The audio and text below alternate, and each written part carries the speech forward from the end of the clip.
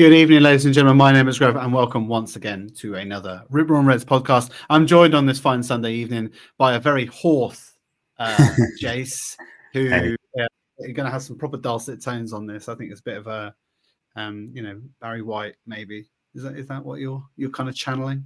Well, maybe, yeah. I've got laryngitis, so voice is gone, and maybe I sound better now. Maybe this will be, maybe people want me to sound like this all the time. But yeah, I might sound a bit weird coming through your ears today. It's doing something for me, Jason. I'm not going to tell you what. You're joining us after Arsenal pumped Crystal Palace at Selhurst Park by 5-1. That's the second time we've played Palace in 4 days and did 8 goals in total. And we're probably going to be talking about the resurgence of one Gabriel Jesus a lot in this podcast.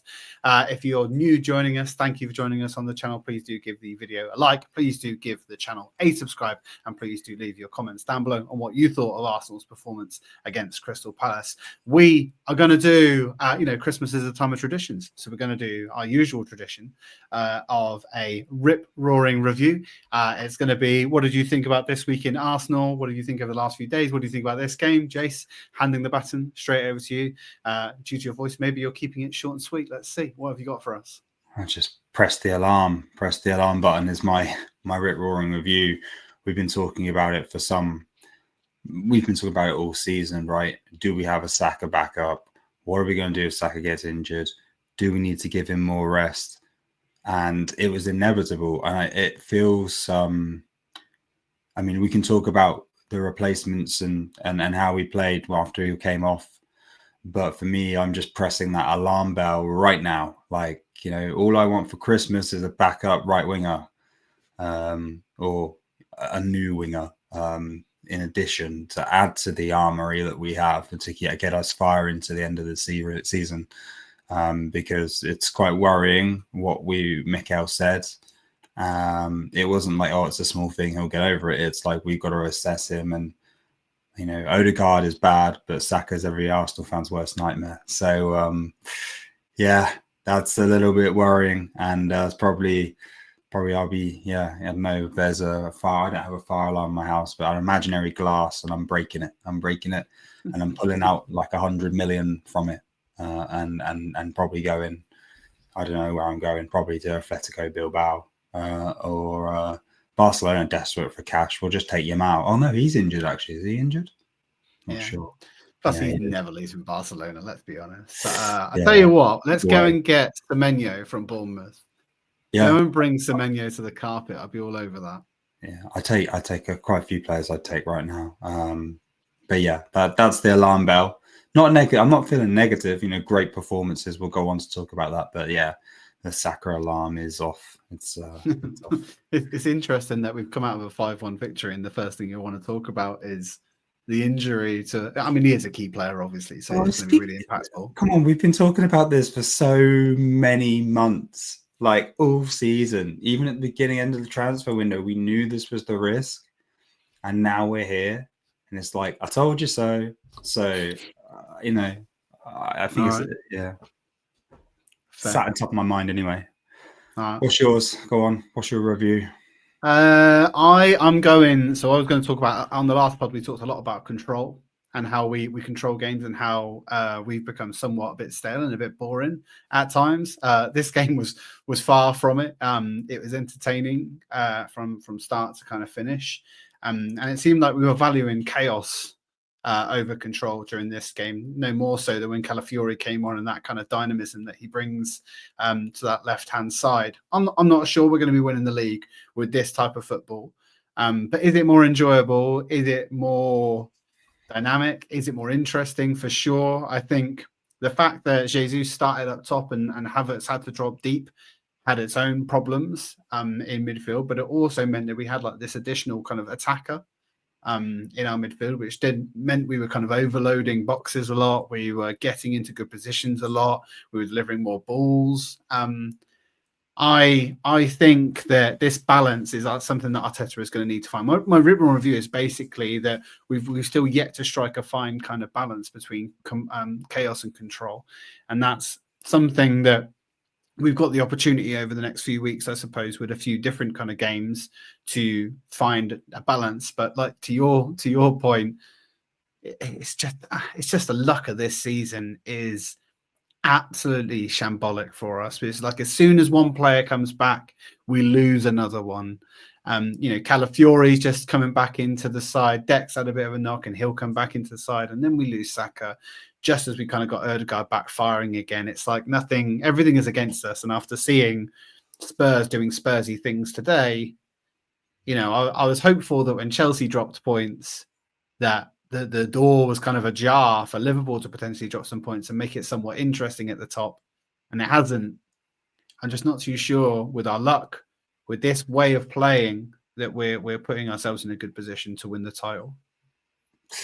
Yeah, I mean, we are literally relying on other teams against Liverpool at the moment, as you said. It's a bit Spursy. I tuned into a little bit of that game. The hope is that Spurs were there to do a job, especially after what they did against City, and they've been on and off. Like when it's City, lose at Bournemouth, and you're like, okay, you don't never know what Spurs team's gonna turn up. I wouldn't even call it Spursy. It's just Spurs in general. That's what they are. That's how they are. And today their flaws were very clear. They leave themselves open, and they get smashed with 6. However, I think the positive I took from watching that game, or parts of that game, were if you can get at Liverpool, you can score goals. So I think better teams do still stand a chance of beating them. There is still points to be dropped by Liverpool. At some point, we keep saying they're going to fall off. I really hope they do. I just don't, I just don't know how long that rhetoric can go on for. You know what I mean? They can concede, right? They can concede is the point. We should have won against them. They conceded 3 today. It's not like it's the most solid defense. So it's not all over. They're just so good at an attack. I know it's not all over, but it's just I was kind of hoping that this was, with City losing, with other teams dropping points, it felt like one of those moments where we could at least capitalize, because we've had them and we haven't taken advantage of it. And it also goes to show that drawing 0-0 with Everton is obviously not as easy or as good as everyone kind of thinks it is. Obviously happened to Chelsea too. So there you go. Yeah. We're going to go on to our first topic, maybe a bit more of a positive one. I am at the station. I'm at the terminal. I'm about to get on the platform, and I'm boarding the MLS hype train. When I said this to Jace, he obviously thought I was talking about the American Soccer League. Obviously, I am not. What the hell? I'm talking about Mars Lewis Skelly. And I wanted to. I think you're on the same kind of train as me, right, Jace? We're both there because I think we spent an entire summer hyping up another player, Ethan Nwaneri. That was where all of the chips were going towards. That was where we thought he was going to be starting. He was the one who was going to break in to the team. And although he has played a few games, I think, to me, MLS is standing out as a surefire starter, considering all the injuries we've got at left back. What did you think about his performance? What do you think about his chances in this starting 11 as times go on? I'm so impressed by his ability at such a young age. When I say ability, I'm probably not referring to his technical ability. I'm talking about his mental ability, his confidence, his assurance in control of the ball, his ability to step into that midfield amongst some pretty big guys and deal with the pressure, the press that's coming on him. It's for an 18-year-old with not many first-team games to be able to start these Premier League games. It's amazing. I guess I wouldn't compare him to Trent Alexander-Arnold, because I think that he's a much better player. Like Trent Alexander-Arnold can't play in the midfield. They tried to play him there, it didn't work, right? But he can, and it reminds me of how Trent came into the Liverpool squad at a young age and became a fundamental kind of rock solid element. And when I looked at that Miles Lewis Skelly, originally he looked like your traditional left back, if that made sense. So, your proper left winger, left wing back. But actually, you can tell that he's being coached and molded into an Arsenal left back, which is of the Arteta mold, which is the ability to have great control of the ball, great passing, the ability to cut in and control. He'll cut in, and then you'll see the defender, Gabriel, will spread further left, and he will then be in transition.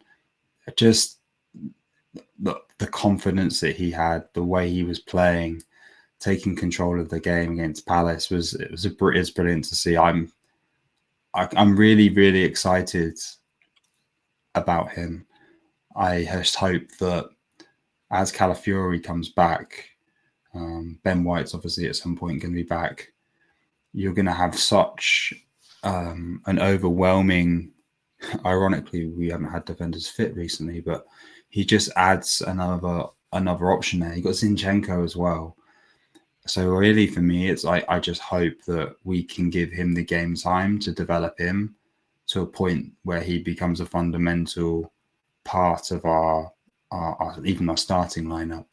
And I hope that this isn't just a one-off. I'm hoping his performances are telling the coaching staff, are telling Mikel that you should be giving me a big consideration when it comes to a starting lineup and even the bench, right? Because defenders, and if all the defenders are fit, it's a struggle to get on the bench, let alone get in the starting lineup.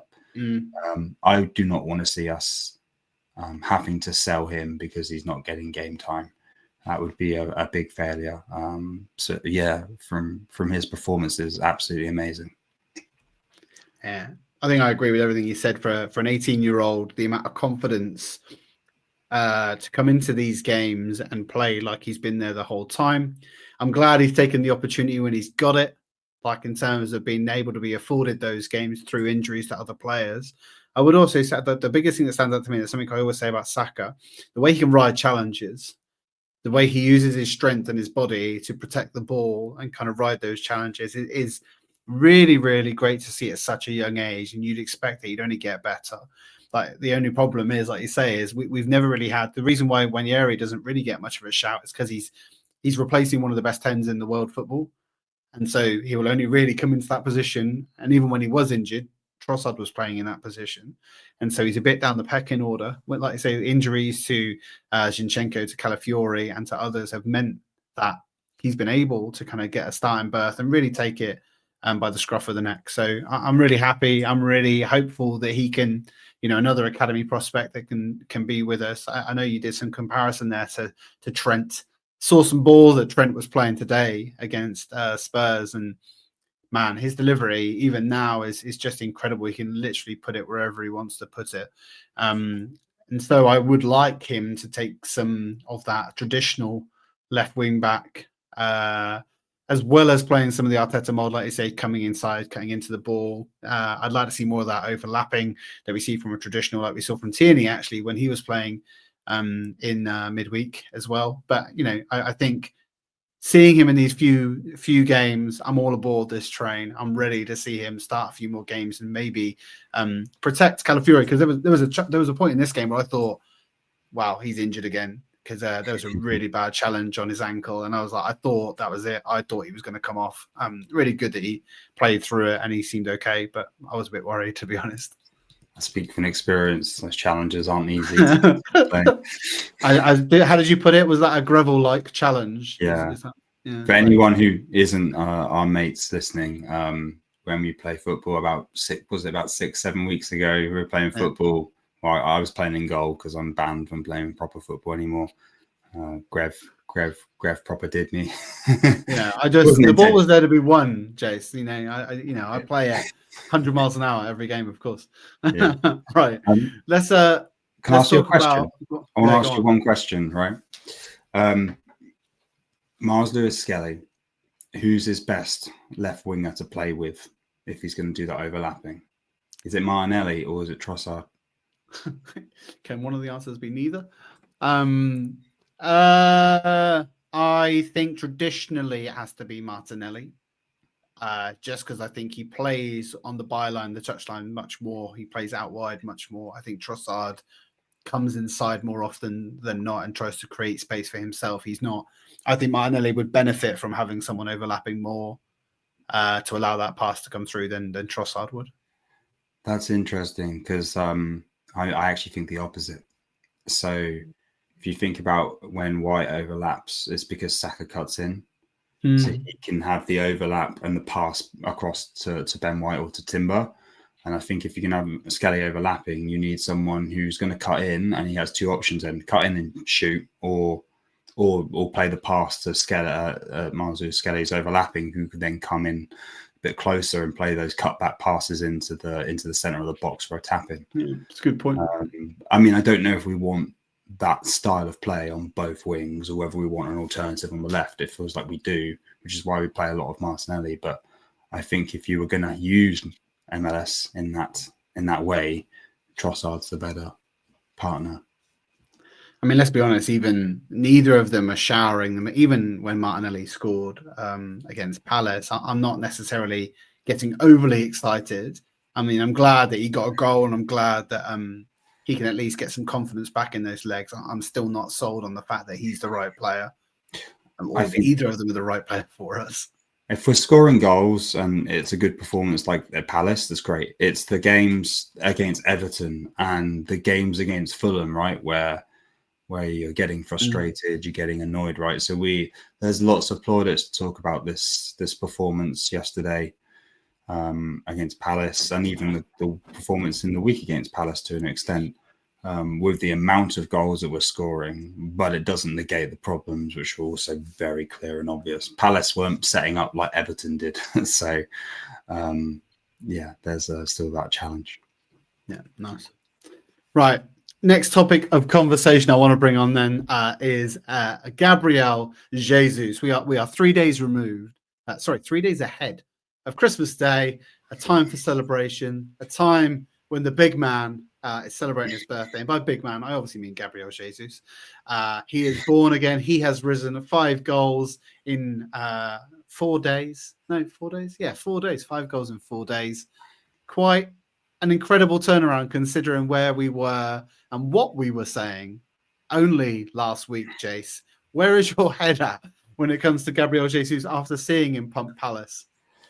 I mean, we like to do apology letters. The apology letter could be drafted by the end of Christmas, if the end of the Christmas period, if the performances continue. I'm really happy the fact that he's found form. I think that it's an element of confidence.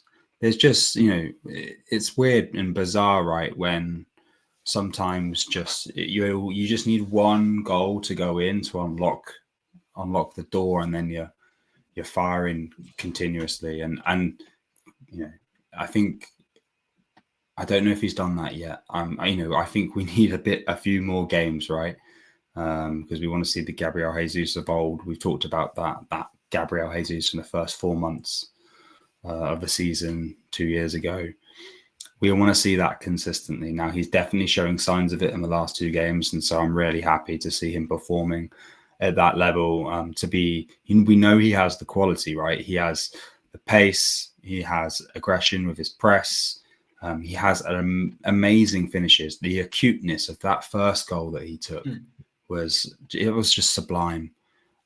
So I'm really, really happy. I'm happy to give him the plaudits for how he performed. I'm not quite ready to write an apology letter just yet.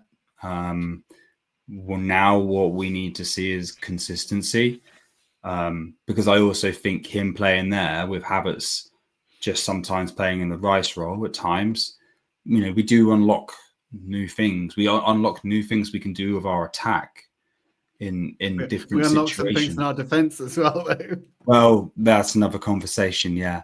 But there's opportunity if Jesus can find form, because we can play a different way moving forwards. We take the pressure off of reliance on Bukayo Saka. The left is a problem in a way that we need to look at, but it's all good. But consistency is now key. So I want to see the same against Ipswich on Friday. Yeah, I mean, it's an odd one. So like I don't know what you thought, but when you saw the starting 11, you're probably thinking Gabby had his fun in midweek against Palace. get back to the bench. See you later. Yeah. And I had question marks over it. And obviously, when he scored, it was a fantastic finish. Really acute kind of angle that he managed to scrape past. A great finish. And you said confidence is a hell of a drug, right? We've seen so many things just not fall his way, bumbling finishes, balls bouncing, going off anything or missing things entirely. And it just when it clicks, it clicks. And I think it's really great that he's hit a good vein of form, at least ahead of potential Saka being out for a while, because there are options now. We've talked in the past of maybe him filling in a right wing void. There's an option there now potentially with others rotating in and out, because I saw during this game Martinelli was kind of switching into different positions as well. So there's a bit of certainly not of the same standard, but Liverpool in the past, the the Mane, the Salah rotation could be something we may do and do a bit more of. And so it's good to see him hit that run of form to enable us to kind of do that. My apology letter is nowhere near being drafted as of yet. My Havertz one's also being rescinded probably soon if he continue. I mean, he got a goal today, but again, kind of like Martinelli, there wasn't much in his game that really stood out to me. You could argue that the goals that Martinelli and Havertz scored today were created by Jesus. It was Jesus. Yeah, but again, I talked about in the written review, this chaotic nature, and it seems like Jesus thrives in this like dog chasing cars kind of mentality that he has. It's like an unstructured, a somewhat messy player, and I don't mean messy as in the good footballer. I mean messy as in it's just unkept. It's a bit, and we've said that a little bit about Havertz. So maybe this is a good thing. I don't think we're going to necessarily win the league or win a lot of games playing in this way, but maybe there is something in a bit more unease, a bit more in unpredictability, a bit more in a bit chaos that we could find. And I'm really happy for Jesus. Obviously with I think he has either just gave birth to a baby or has a baby on the way. And did kind of the celebrations. Obviously, maybe it's all coming together. I did see as well. Did you? I don't know if you saw this. Arteta got asked about is there something in the water with lots of players, wives getting pregnant, and it's just kind of like what kind of question are you asking? Like, can we talk about the football? Maybe. You're just weirded out by the whole thing. Yeah. But if it works for the players, I think we've seen that with Odegaard in the past. If things are working off the field, they can work on the field. Hoping that Jesus can continue his run of form into the Ipswich game on Friday, like you say, because that's a game must win for us. Yeah, no. That's more again, please. Christmas present, please, Jesus. Yeah, or a late one at least. Right. I put this next segment. It's called "Rotten to the Core" because I wanted to talk about Raya. I wanted to talk about our centre backs because I think all of them were a little bit all of sorts today, or yesterday, should I say? There was a lot of mistakes, a lot of inability to string passes together, a lot of nervousness. I think Mateta had the beating of both of our centre backs, which is something we would never say or haven't probably said in a long time. There have been not many strikers, or including the likes of Haaland, who've been unable to get anything out of either of these players. Yet Mateta was bullying these players left, right, and centre. And when that goal went in, I think we were just like, huh? Like it's just. Yeah, it's just weird. I don't know where your head's at with it. Is it just a mental blip? Is it a bit of a brain fart? Or is it something we should be worried about, that something could continue? I felt the defence this year has just not been as consistent as it was last year, right? We've been shipping more goals. We've also had a lot of injuries, which has led to quite an inconsistency with our common back four or back five. You've had different wing backs most games, switching between first of all it was between White and Timber, then you had Calafiori come in, you've had Zinchenko, you've had Marlo Skelly, and then we've been unfortunate recently with injuries as well to Gabriel and Saliba. So Kivior's been playing, and Kivior is just not at the level. I think he is Tomiyasu's been completely absent, but Kivior I think is It's just not at the level we need. He's probably a good centre back for the Prem, but not you can see he's just not quite at the level of everybody else. And he got bullied by you know on Wednesday night, that first Palace goal, and he got destroyed by Mateta. So reminded me of the Mustafi Aguero moment in the League Cup final. You remember that one? So it wasn't a good sign. I think if we move along to today's game, it was one of Saliba's worst performances I think I've probably seen in an Arsenal shirt from a defensive perspective. I love that man, and it's very I don't critique him much, but there's a few things for me. Two things. First of all, the Sarr goal, he's backing off. He kept backing off and backing off till the point that he gave Sarr the angle, because the way he positions himself is his left foot is slightly pointed out, his arms are behind his back, he's trying to block, but what he's doing is he's backing off and standing just enough in front of David Raya to give Sarr the angle to whip it round, and David Raya can't. Shielded the ball entirely. Yeah, it's shielding. A little bit like the Maddison goal today, if you saw Maddison's goal for Spurs, that first one. So, that was disappointing when sometimes it's just like come to the ball, or, don't just back off. Then he lost the ball, and Palace almost scored again. I think David Raya saved us that time, or was it? I think it was. No, it was right. He gave the ball away, and Mateta almost scored. So I think gave the ball away to Sarr, and then Mateta almost scored. And it's just these slight defensive errors. I would say that the giving the ball away was a lack of concentration and a mistake. The backing off, not sure. I mean, maybe we're being taught to defend in a certain way when they're in certain positions of vulnerability. You're always trying to back off, maybe. But my perspective is go to the ball. Don't move away from the ball. So yeah, that's a few critiques there. I was quite disappointed from that perspective, but I find it very hard sometimes to critique him. He's a beast in most circumstances. What did you think of the defense? I mean, Gabriel, any standout observations with him? Nothing that stood out. Like I say, I don't. If you're able to have your centre backs have a bad day at the office and you win 5-1, then you can keep doing it. I don't really care that much, but it just stood out to me that we've not really seen any frailties in that partnership at all yet, and most of the goals that we kind of concede are not because of bad defending necessarily. And it was just odd to kind of see that partnership. And even Raya was doing. We've always been so confident in playing out from the back, and to the point where we've said this before. There's a lot of people that sit around the seats that we sit at, and they talk a little bit of just boot it, just get rid of it. And it's like, no, because we know we can play through most presses. We can always keep the ball to feet. We always have a man extra. And there was a couple of times here where he just did a bit of a suicide pass and almost cost us. And you see the kind of duality of Raya a little bit in this game, where he makes some fantastic saves, keeps us in the game, and then does some odd passing or passages of play. Nothing from Gabriel. I think, again, he was super threatening from corners. And unlucky not to score, hitting the crossbar. I do think that the reason why both of them were showing some level of frailty in this game is a midfield of Partey and Havertz. I think they waltzed through our midfield like a knife through butter, because that midfield partnership is just not something we've ever really done before. I don't think it really works either. I just think it's very...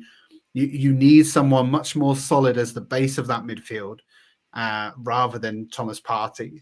And Havertz is probably obviously playing a much more direct and more forward role in the kind of left 8 scenario, but also he's probably, because he's been playing as a 9 for such a long time, there's probably some elements of his game where he's kind of like, I want to be more forward, I want to be more direct, I want to get more involved higher up the pitch. And we left a lot of gaps. They broke the lines quite often. And that's why I feel that both Saliba and Gabriel were probably caught out more often than not, because they're just not used to having defenders running at them with free space as much as they probably did during this game, because Declan Rice is usually his gangly legs are recovering balls at a rate that we just didn't see in this game. Yeah, you saw the improvement right when Deck came on. So there was a subtle difference. Oh, sorry, not a subtle difference, a very clear difference. Should we talk about that? Because I did, the next segment was going to be the subs changed the game. Do you want to talk about what difference he made, particularly to our game, to our midfield, and how eventually we won this game? Well, what I saw was defensive solidity, but also I can never remember the name of the Palace central midfielder. Not Hughes. Yeah, blonde haired, Your blonde haired one. Yeah.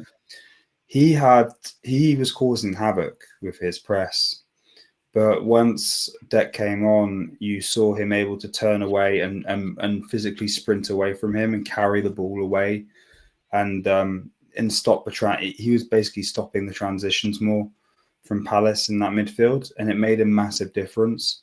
And he was able to take control of that to the point where they actually ended up subbing Hughes off because Deck was fresh and he wasn't. So that was the big change for me. Obviously, lovely, well taken goal as well by Deck. That's a beautiful finish, whipped it. So yeah, very happy with his performance. And I think that was one of the main things in regards to the stability of the midfield. He really changed that the dynamic there. I just obviously realised I missed a chance to write Deck the Halls as the title, and I'm annoyed with myself more than anything else. Here's something for you that so I agree with everything you said. I think he changed the game. I think he just added more solidity, more guile. I like, there's been talk before about Rice not necessarily being a ball carrying midfielder. I think you're an absolute joker if that's something you're saying, because we see him do it all the time, and he's really, really good at holding the ball, carrying the ball, protecting the ball. And like you said, you mentioned Hughes, and Hughes, he's not a great midfielder, but he made our midfield look pretty pony when he was taking that ball forward and bypassing those players.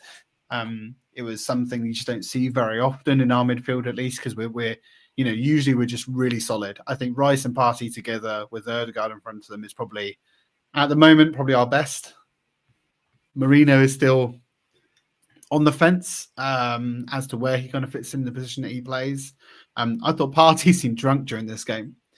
Like I don't know, it was just so weird. He was just getting like bypassed entirely, and maybe just having that different partnership just was not something we'd necessarily tried out. I suspect there was a late call on Rice, and I was surprised to see him come on, considering there was talk of his toe kind of resurging again. But here's something that I found interesting.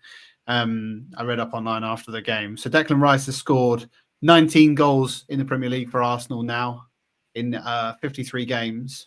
Oh. He scored 19 goals for West Ham in 204 games, which I thought was quite crazy. Yeah, I mean, that's him, being put in that left 6-8 kind of position. He's always in the box or around it. He's also taken some great shots from outside the box as well. It's something we need to do more, right? We said enough that we don't take enough shots. Particularly, just test the keeper, see what it's like, particularly if the weather's not great, particularly if the surface isn't great, particularly if your defense is a bit frail as well. And it's just not something we there's always this old adage that Arsenal kind of want to walk it into the goal. We just need to start taking pop shots, and when they happen, we do sometimes get some luck. No. So what's the lesson learned? Start Rice. Basically, yeah. Right, in the spirit of Christmas, I'm already past Christmas, as you said, Jason. We were looking towards January. We talked a little bit about Saka earlier. We've talked on previous pods about strikers and availability. We've talked a bit about a new left winger. There's a lot of different opportunities that may present themselves to Arsenal over the January period. And I've once or twice talked about keeping our powder dry. Do you genuinely feel that we're going to go in the market in January? And if we do, what player do you think it's going to be for? So I left a topic for this segment, something I thought of while you were talking earlier. It's not like us to buy really in January, to be honest. The Trossard example is probably the most recent success. if we see an opportunity like that, I can see us dipping in the market. But I don't think there is many bargains up for grabs in January. And so you'll probably see us keep our powder dry as it's not what I want, but it's a reality of where we're at. My question was going to be if Saka's absence is going to be a prolonged one, or one where at least we need to give him game management, would you look at an option similar in the past to what you've seen City do? So they don't always have two traditional wingers on the wings. Sometimes you'll see a Bernardo Silva, who's also maybe more of an attacking midfielder. You used to see David Silva, Kevin De Bruyne, Foden. All of these players, you wouldn't say they're natural in and out wingers. Even Grealish isn't an in and out winger. So having these attacking talents across the front three as well as the middle three, we have a really good player in Nwaneri. Would you trial him with Odegaard and put him on the right in Saka's absence if Sterling's not up to the job? Gets him game time, gets him minutes. He's got great feet. He's got great ability. Technically, he's very good. Is that something that you would try as an alternative? Because else it's Martinelli on the right and Trossard on the left. The fact that Arteta didn't trust to play Nwaneri when Arteta was injured would lead me to the conclusion that I just don't feel he would position him there. I just don't feel it would naturally suit him as an option. Let me ask you a question. Is it more dangerous to play him in the 10 than it is on the wing? Because when you've got a young player, right, and you need to give them game time minutes and allow them to mature, you know, putting a young player in at centre back in the Premier League, you're not going to do. But is Odegaard's position the catalyst for a lot of our attacks? Giving him some minutes there always makes sense, but I get your point if he's not trusted. But for the wing, is that not a different situation? You think about how Martinelli came through, how Saka came through themselves. Is that not the safest opportunity? And what alternative would we have in Saka's absence anyway? Yeah, I mean, it's funny you say, because I read on Reddit a lot of other people suggesting this option as something that can happen. And I think that he's quite a versatile utility kind of player anyway. So I think Nwaneri he'll be one of those players that can pretty much play anywhere across the front kind of options in a very similar fashion to Havertz. Havertz has played as right wing before. I'm sure he has, maybe not at Arsenal, but certainly at other clubs. It really does depend on the tenure of Saka's injury. If it's long term, he might try a few options. We've got Ipswich at home, we've got Brentford away. Brentford's got a really good home record, albeit they did just lose their first game of, I think, the season at home. I don't know if it's an opportunity to try it. I think Ipswich is the perfect opportunity to try something different because they're not great away from home. Their defense is very frail. There's going to be opportunities for him. Be interesting to see what they do with Sterling. Yeah, I think Nwaneri is probably an option. I don't necessarily think it's the option. I think out of the box, and I think we saw some of this yesterday, was Martinelli and Trossard kind of switching, and Jesus switching, and Havertz switching. Like I say, I think there's just some rotation that would happen in those front three players between four people, and that's probably what we'll do if Saka's is a short-term injury. But I'd love, like I say, Semenyo, Kudus. I think there's some good. There are other players in the Premier League that are options. They're going to be expensive. They're going to be difficult to obtain.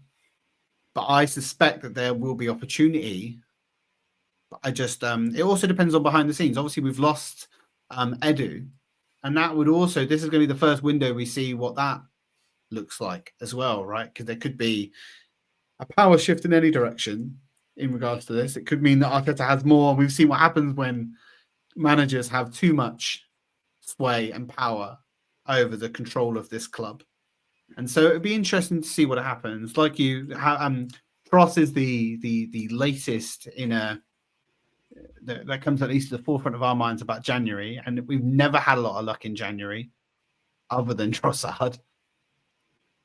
I'm just not, I just can't see us doing much, if anything.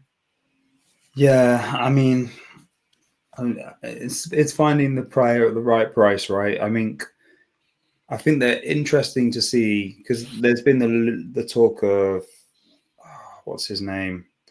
He worked for PSG. I think he might have worked at Lille as well. As a good player of finding talent. Luis Campos, maybe that's the right name. I probably murdered it, but Pronunciation. yeah, there's this kind of I guess the director of football role as a potential replacement for Edu. At the same time, I think we've already seen Mikel's been given promotions with his job title in the past and is taking more of a Wenger-like control there. And, if we didn't replace Edu, we gave more responsibility to elements of Mikel's role, at least for the first team, in regards of player. They're going to have analysts, they're going to have scouts, they're going to have all of these people that's feeding Mikel with information to make decisions. And Mikel's going to be watching football himself and looking at the data and deciding who he thinks are the right kind of players. He's involved in those conversations anyway, in regards to who he wants, what fits the profile, what the team needs, etc., etc. So it's not like he wasn't involved, but I think he might get a bit more of a say in the decisions if we don't instantly fill that role in. And then you've got Richard Garlick and some of the other staff who are going to have to be dealing more with negotiations, the pricing, the salary, etc. So I think it will, Edu's missing presence will impact other things more. Like, he didn't just look at the first team, he looked at the whole setup of football. Academy setup and like Wilshere and Mertesacker, all that kind of stuff. The academy, the under-18s, under-21s, the women's team. And so that I think there does need to be filled, because I don't think you're going to see Mikel stepping into that. He's got a very clear job. But I do still think that you'll see him. Yeah, I do think you'll see him involved in some of the transfers. And I think that, what options do we have really on the table? As I said, I already think we'll keep our powder fairly dry and not splurge. I'm trying to think if there is anyone we might get on a bargain deal. I don't think there is. I mean, the one that I've liked for a while, but is not having the hottest season, obviously, is Matoma at Brighton. I always felt like he would be a player that would grow and have great potential in a better team. Obviously, he's there are players that are more focal than him this year. Go and get Kulusevski, Chase. Oh yeah, absolutely. Why not? No, I'm okay, thanks. I honestly think he'd be a good option. He reminds me of like a Mkhitaryan a bit. I mean, he does, but he's playing like he gets a lot of good positions, a lot of goals in a really average Spurs side. And I think this about some players, that you think if you're banging for average teams, what are you going to be doing in a team that can actually give you some level of service or some of the ball? Like, it'd be interesting. Like, I'm saying that, not that it would ever happen. And it's kind of saying like, no, but like you kind of say like Isaac, like he scored. Did he score? How many goals did he score at the weekend? Did he score a hat trick? I think he scored his first hat trick. Like he for me, he's like, and I just can't see that happening. These are players that play for. And I say the same for Semenyo here. Bournemouth are 5th or 6th. Why would he move? Well, I think why would he move to Arsenal as a step up? I mean, it's a bigger side, but I think it's more why would the club let him go in this window unless it was for an extortionate fee? That's and of which we're not going to pay it. We know we're not going to pay that type of money. So we really are looking for opportunities. There is one opportunity. But I think we'd have to give Sterling back. Well, there's 2 opportunities. Well, Mudryk. Well, that's one. Switch them out, because what Chelsea got to do is there's no difference there. The other opportunity, but I don't know if there's a rule on how many English players you can loan at the same time. But because obviously we've already got Sterling on loan, I wouldn't want to sign him permanently because his wages are astronomical. But if Rashford I knew isn't you were getting going to say on Rashford. at United, I don't think I mean there have been times where I'm like, we could turn him around. Arteta could turn him around. He would be amazing at Arsenal. Maybe if we'd have signed him a year or two earlier, but he's now 27. He'll be 28 next year. So, he's in his prime. We're not going to pay astronomical money. We're not going to pay his wages. But if he needs games this year to put him in the shop window for United, I'll do that. That's fine. I was in the car with a friend on Friday night, and we were having this conversation. And the reason why I just don't see Rashford happening, and I'm with you, I think Arteta could turn him into an absolute baller. Why I don't think it's going to happen is attitude. But I think his attitude stinks, and Arteta. We know that Arteta is one of his non-negotiables. Yeah, but I think that's I also have the opinion if it's just a loan for 6 months, you get that time to assess that attitude, and you've got nothing to lose, and then you just you don't sign him. Yeah. Well, I mean, the rebuttal to this conversation was very much along the lines that the Arsenal camp is much more jovial, high morale, a bit of camaraderie. The players like each other. They like the manager. They like the setup. That vibe is not happening in Man United right now. It is much of a but it has been for a long time. And so whether or not that's that new fresh start for a player could be a big difference. So I like those options. Whether or not I can, because there's a lot of baggage that comes with any of those transfers that we kind of just mentioned that is somewhat difficult to circumnavigate. And so, and like you say, those players are kind of ready as well. That's one of the pluses. That's why Trossard was such a good signing, because he's prem ready. He knows the league. He knows the players. He knows what's expected. If you're getting someone on the continent, you're expecting them to hit the ground running, and they're not going to. I think we've seen that enough with a lot of players that they're going to take some time to adapt to this league, the intensity, the speed, everything. So it's going to be interesting. I think we're both cautiously optimistic, I suppose, is the way to look at it. Yeah, and the worst case is that you're playing Jesus on the right, Havertz and Martinelli, or Havertz and Trossard, Odegaard, Rice and Partey. But then you've just got no depth on the bench. That's the problem, I think. I mean, someone said to me that our squad's threadbare, and I don't buy into that. I think when we've got a fit like squad, I think that the reality is that a striker and a right winger is the only thing that limits us. I think everything else is tickety boo.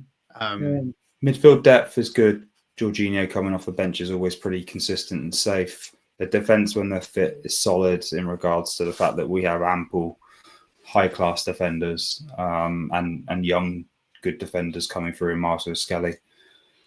It's the same positions we've repeated ourselves talking about again and again every pod. So the question is, will we sort it in January? I don't think we will. I think it will hold out till the summer. No, I'm with you. Right, that brings us to the end of today's podcast. We'll be back again against Ipswich on Friday. Me and Jace will be there. Late kickoff, that one, 8:15. So we'll probably be back the day following to talk about that game, hopefully on the back of another 3 points. We're not going to obviously see you before Christmas. So for any of our listeners or viewers that have joined us over the course of the last 12 months, it's really been a privilege. We really do appreciate you tuning into the channel. I want to wish you all a very Merry Christmas. We'll speak to you afterwards for that Ipswich game. If you're listening on your podcast provider of choice, please do leave us a 5-star review. Otherwise, this time I'm going to send Jason around. What should they do if they're on YouTube, Jace? If you're on YouTube, please subscribe to the channel. Leave a thumbs up if you enjoyed this, and feel free to engage us in the comments. Love to hear your thoughts. Nice one. And again, thank you very much for viewing and listening, and we'll see you on the other side of Christmas. Cheers, guys. Merry Christmas.